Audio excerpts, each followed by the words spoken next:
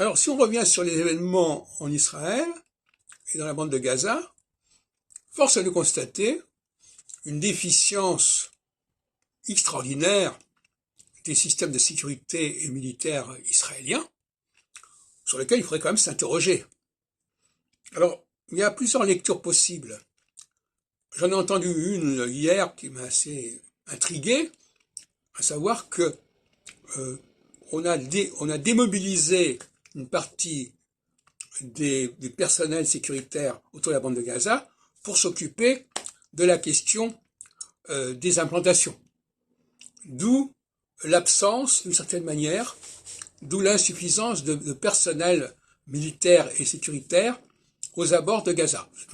C'est une thèse que j'ai entendue.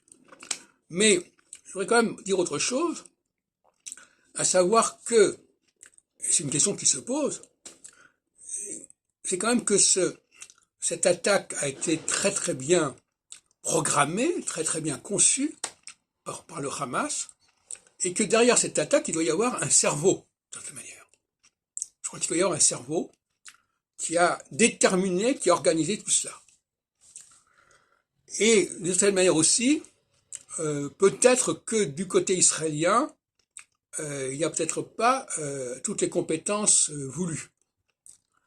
Parce que, en phase équinoxiale, puisqu'on est en phase équinoxiale, ce sont les pays ou les groupes qui ont su promouvoir les intelligences les plus puissantes qui vont gagner. Et ceux qui n'y sont pas parvenus, parce qu'ils ont un système social et un système de sélection qui ne fonctionne pas, qui vont être désavantagés et qui vont être pénalisés.